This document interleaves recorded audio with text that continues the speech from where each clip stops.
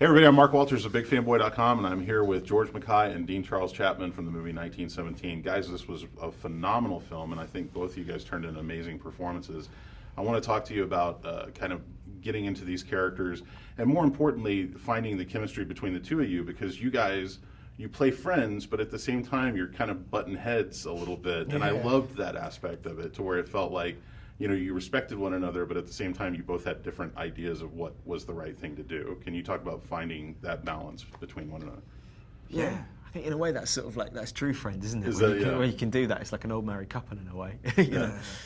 Yeah, that's what I love about the two characters, and they're two complete opposites. You know, they've got two different backgrounds, you know, and it really, that just come from just spending every single day together. You know, we rehearsed for 6 months. You know, we did research trips to France and Belgium, and just going through the battles, you know, behind the scenes, trying to make this film together. Yeah.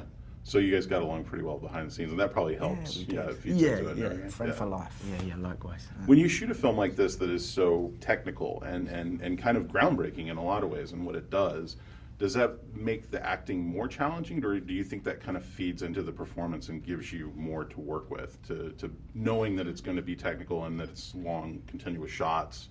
Does that make it easier, or does it make it harder for you guys to perform? It's different. I mean, you learn kind of from each job. You know, there's any job that you do, you take different things from it. And the lesson that came with this one, and I guess the technicality that you're speaking of, was just an awareness, a much more three-dimensional awareness of everyone that we were working with. And I think sometimes as actors, sometimes it's necessary, but sometimes it's kind of, you know, it's almost fabled, that thing of like, I will just be in my world, the world of the character, and you will sort of like have people observe you being in that character. But you had to have an inside-outside perspective on this. There was never a lead element to any shot other than the story itself. And that kind of constant mutual handoff, you had to be aware of the cameraman and of the set and of yourself as well. So it was a kind of, I think that precision and three-dimensional aspect, you know, as well as just letting yourself get lost in the moment, was kind of doing all those things at once was the lesson that I took from this. Yeah, well, like, take me through a scene, like, for example, when you guys are in the trenches, how complex is that to shoot? Like, does it take days to figure out the choreography of that and make sure that, like, all the background extras are doing what they're supposed to do as you guys are giving your lines of dialogue?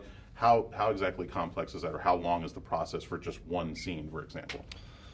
I'm not sure about one scene, but the whole film took 6 months to rehearse, and it was. I mean, the first week of rehearsal, you know, it was me, Sam, and George, you know, walking in an open field with just grass, really, with our scripts in our hands, just walking and talking the scenes at pace, sort of figuring out, you know, how fast are we running? Are we running? Are we walking at this point? You know, and as we were going along our journey, trying to collaborate and figure out the men's journey, you know, they would stab stakes into the floor of the ground to mark, you know, here's where the corner is.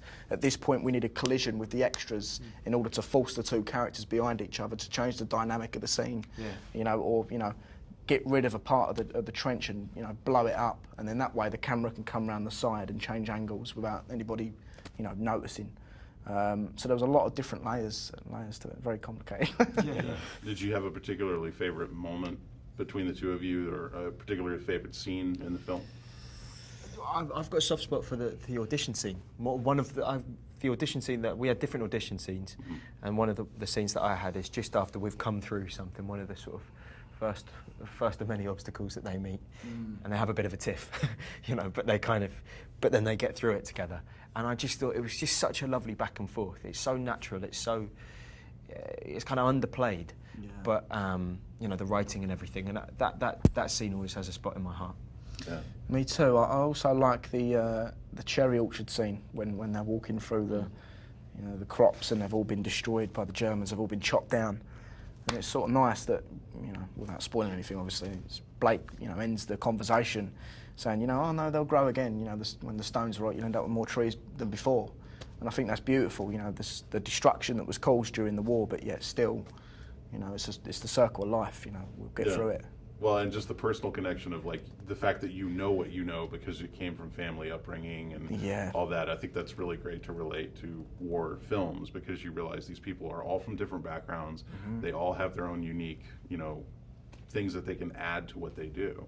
Have you guys had a chance to kind of get feedback from real life war veterans and what they think about the film? And have you, you know, What are some of what's some of the interesting feedback you've received after seeing people see it? We haven't sort of like sought out, you know, conversations with veterans, but we've met a few people who have served. I met someone actually, a lady from the crew. Her dad came to the cast and crew a few weeks ago. We were there with everyone, and he was he's very moved by the film. And the thing that he said was that felt true to him was the way that the characters internalise stuff. So they don't necessarily talk about what's going on, for better or for worse. Yeah, it's not always a good thing, but the way that you just have to hold on to it and hold face and sort of bury it for a time. I think again that's something that needs to be addressed. But if for the story that's what's right for the moment, and that way of operating is something that he felt was true of his experience. Yeah, and talk a little bit about working with Sam. I mean, one of my favorite directors, and I'm sure that he adds a lot to the production himself, but just because of his visuals and what he can create through his head. What's the best part about working with him? Sam was amazing to work with, and I was a fan of Sam as well before starting this film. And just to be able to stand in the same room as him, really, and just watch him, solve problems. And the thing is as well, Sam had such a crystal clear vision of the story he wanted to tell. And, as actors, it's very comforting knowing that you're being led down the right route. And he knew our characters just as well as we did.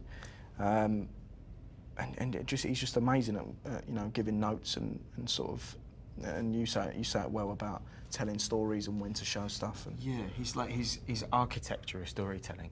In terms of he's a very like sensitive man himself and in touch with his emotions but understanding the maths of in terms of story, how and when you give information, pacing, all of that stuff to create an emotional response and an emotional reaction is unlike anyone I've ever met before. Yeah, very personal, and it sounds like he's very collaborative, and that's great. Yeah, we have to wrap this up, but what's up next for both of you? There's a film coming out after 1917 called The True History of the Kelly Gang, which is about the Australian outlaw Ned Kelly, directed by Justin Cazell, and it's a pretty out there film. So there's that for me. Cool.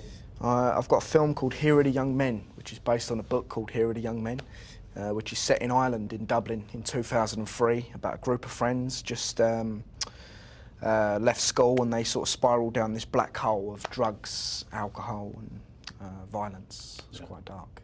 Yeah. All right, cool. Look forward to it. Guys, congratulations. This is a wonderful film. Thank you for coming to Dallas. I appreciate it. Thank you very much. Thanks for having us. Thank you. Cheers. Appreciate it. Cheers. Thanks, mate. Thank you very much. That was fun.